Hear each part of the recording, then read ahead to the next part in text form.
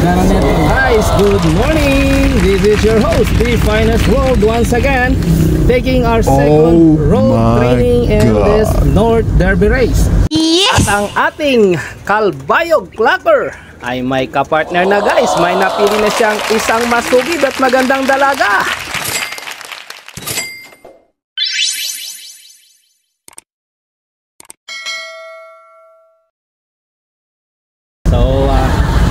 Ito nga sinasabi ko, guys, sa inyo, update ko kayo pirme habang nagte-training tayo para sa ating mga warriors sa nalalapit na North Derby race. So syempre, as usual, my partners are here, the J&H Father and Son Tandem. So dito natin masusubukan, guys, ang familiarity sa area ng ating mga young birds. Nang sa ganon, guys, ay may handa natin sila sa nalalapit na karera. Sabi nga ni Sir Reggie, shoutout sa'yo Sir Reggie Cruz ng PHA. Sabi nga niya, napaka-importante ng road training sa ating mga warriors. Dito masusubukan upang sa ganon magkaroon sila ng daan sa kanilang pag-uwi sa nalalapit na North Derby race. So wait lang kayo, guys, at i-update ko kayo later. So guys, ayan, at on the way tayo sa North, guys. At syempre ang ating partner si Azul at your service. So kita nyo naman, guys, at napakaganda ng paligid at napakalinaw at napakaliwanag. So early in the morning, 6:57 is the time. So darating siguro tayo dun, guys, ng mga 7:05 ganun, at may re-rest natin sila ng 5 minutes, then release ulit. So the same thing gagawin natin. So wait lang po kayo at i-update ko kayo sa pag-training ng ating mga birdie. Ang single natin, babe. Tapos may-explore mo talaga yung may-explore mo talaga yung area. Ayan dyan.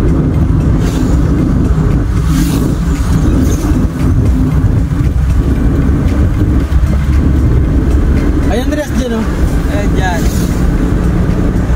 Ay, hindi dito kasi may katapat tayong building eh. Doon pa banda. Tama, tinaw, meron na ganda na tao. Ay, dito nga. Ayan.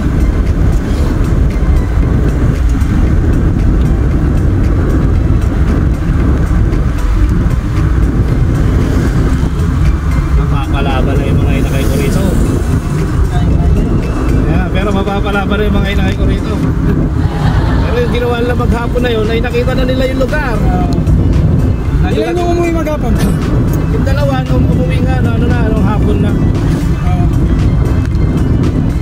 Kasi huling-huling kong nakita umuwi yung isa halos magpupor na eh.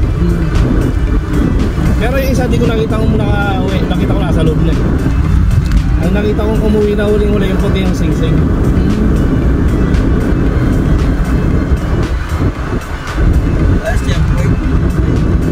Mga riders yun.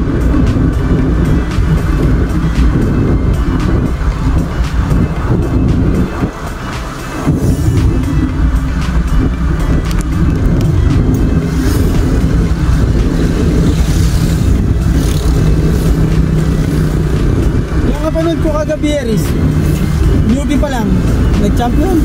Ewan ko anong vlog yun. Parang si interview. Si Pa. Ngayon ang niya, pag pinaparonda niya yung kalapati niya, tamad. Alis pinubugbog daw niya tanghali. Hanggang nasali niya yung tanghali, pali-pali ng umaga, 5 minutes, 10 minutes, mababa na. Pag tanghali daw, 20 minutes na kukuha. Puro ganyan ako. Tuwing tanghali ako Dumulo siya, nag-champion. Tuwing tanghali ako nagpaparonda. Wow, nag-champion. Ang inaano daw niya sa tubig niya, ang inalagaan niya, tubig. Pero ngayon nakaga ko silang pinakawalan na yun. Ibig sabihin, tama rin, di ba yung ginagawa ko na binababad ko ng tubig kasi yung kailangan na yung tubig eh. Pag natuyon na yung kalapati sa taas, wala na. Yun ang daw niya inalagaan yung mga kalapati niya, tubig. Nangyari. May leving. naalala ko si Enzo, umabot kami dito hanggang dulo. Na ano kami, first basketing sa Tari. Alam ko, sige, diretso lang. Umabot kami hanggang dito. First side na ba?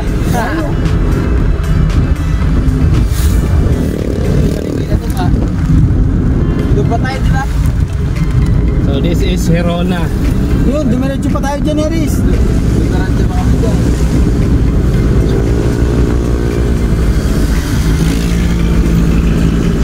At least sumasama tayo kay Kuya Boy para sa susunod, alam na natin kung saan tayo magpupunta.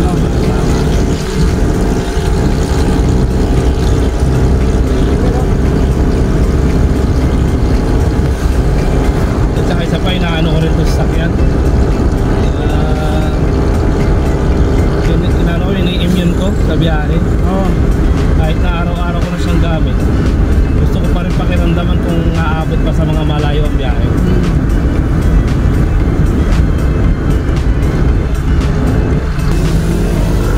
Kasi yung binili kong sasakyan nagka-problema yung kulay gray. Mas maganda yun, malaking sasakyan yun nagka-problema, kaya naibenta yun. Tapos ito nga, binili namin sa kanya. Bali 2 years na to siya sold niya sa January.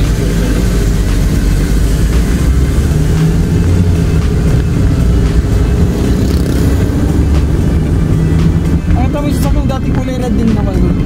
Yung isang sasakyan ko dati. Yung sa'yo? Maganda rin ang kondisyon mo.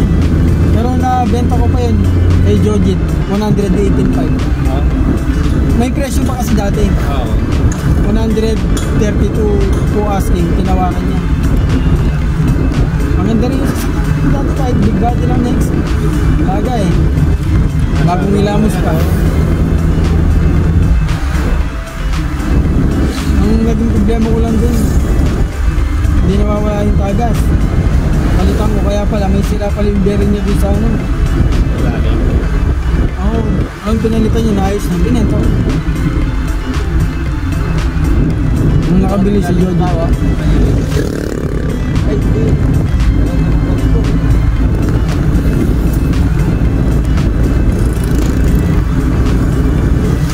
Tapos ang paligid, Pangasinan na, di ba? Di ba? Angkada, tapos San Manuel, tapos Pangasinan na. Dalawang bayan pa. Tumukod din, Ayos lang na tumukod na ngayon back to uwi. Kalapati naman kasi, talagang magandang homing instinct yan. Kahit na, eto guys, pakinggan nyo, no? Yung kalapati, kahit na sabihin mong mahina ang resistensya, kapag ka maganda ang homing instinct at saka nasa bloodline niya talaga yung pagiging magandang sistema ng pagka-ibon niya, wag lang mahuhuli guys, uuwi at uuwi yan. So yan lamang ang tip ko sa ating mga kalapatins. Kaya nga ang mga panshir na maganda at nakukuha na yung tamang sistema, sila yung kalimitang nananalo. So kaya nga sabi ko guys, kung nasa iyo na ang bloodlines, nasa iyo na ang mga magagandang ibon, magkakatalo na lang sa conditioning at sa sistema. So doon natin malalaman ang kapasidad ng ating ginagawang pagkukondisyon sa mga ibon. At sa pamamagitan nun, malalaman natin kung ano ang performance na gagawin ng mga ibon na ating isasabak sa karera. Kaya nga sabi nga ni Mentor, ang ating mga ibon ay hindi basta-basta. Dapat ituring natin silang mga atleta. Dahil ang mga ibon ay ang tinatawag nating air warriors na talagang nakikipagbalbalan sa impapawid para makauwi. At ang ginagawa nga natin ay talagang hinuhubog natin ang kanilang homing instinct upang sa ganon dumating sila ng safe sa kanilang loft. At ang ginagawa nating conditioning at ang tinatawag nating sistemang ginagawa ay siyang magpapabilis sa pag-uwi ng mga ibon. So dun sa pamamagitan ng sistema gagawin natin, dun natin malalaman, welcome paniki, na kung ang mga ibon natin ay mabilis bang makakauwi. Kaya nga meron para sa pakpak, meron para sa stamina, meron para sa baga, at meron din na pampatagos sa ulan. Hindi nyo alam yun, meron talagang pampatagos sa ulan guys. So kailangan na malaman natin ang sistema. At tatagos sa ulan ng ibon natin kapag talagang kondisyon ng kanilang mga balahibo. At malalaman mo yan, makikita mo at nagbubulbos ang balahibo ng ibon kapag biglang umulan. Hindi basta mababasa yan. At yan ay yung mga ibon na hindi medyo nahahawakan. Kapag ang ibon lagi nahahawakan, nawawala ang pamumulbos. So tip lamang yan ang inyong likod, Be Finest World, guys. A few moments later. Guys, ayan, dito tayo sa may Paniki area, no? At dito natin ngayon bibitawan ang ating mga birdie. At magre-release tayo 7:20, no?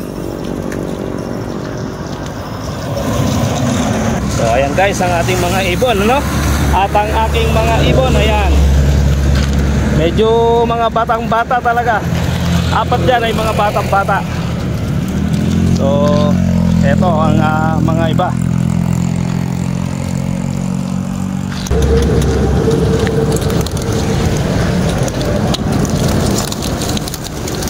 So ayan na guys, nagkumahos ang ating mga birdie.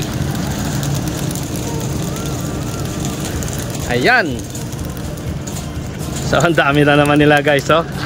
Ang ganda nilang tingnan. Ayan na, mukhang alam nila ang kanilang pupuntahan. Dito makikita mo pa guys ang kanilang pag-ikot, no? Ayan.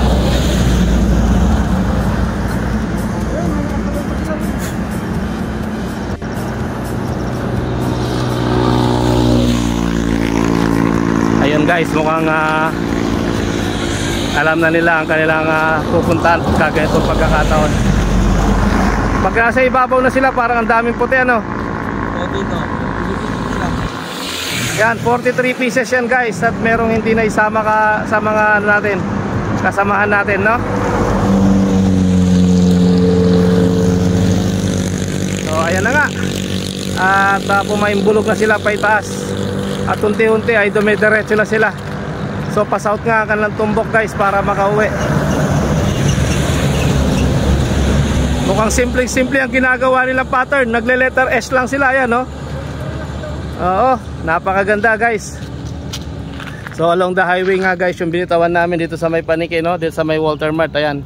Kaya sa kabilang lugar lang yan ay ang Walter Mart guys. Kaya mismong sa gitna ng sentro ng Paniki natin sila binitawan. So yun lamang guys. At abang naman tayo sa bahay kung ano ang performance na gagawin nila sa pag-uwi. One eternity later. Alaman natin ngayon guys kung nandirito na nga ba ang ating mga birdie. Mukhang pinagmani-mani lang nila ang toss natin sa Paniki, no? Ayan, kompleto nga rito sa ating stock lot. At dito rin sa ating mga young bird ay mukhang nandito na lahat. So nandito na ba siya? Tama, nandito na guys. Ayun, dumating na ang isa, dalawa, tatlo. Ba, nakumpleto silang lahat ngayon, mga 5. Nandito na sila. Very good ang ating mga birdie. Mukhang gumagaling na sila. Ang maghapon na umuwi, ayan, nandito na silang dalawa, ayan, no? So ginagawa lang maghapon dati ang malapit lamang, pero ngayon ay minadali lang nilang umuwi at natatakot na silang hindi makauwi kaagad, no? Baka sa susunod ay doon na sila tumira. So okay naman guys, at happy naman ang inyong lingkod sa resulta ng ating training ngayong araw na ito.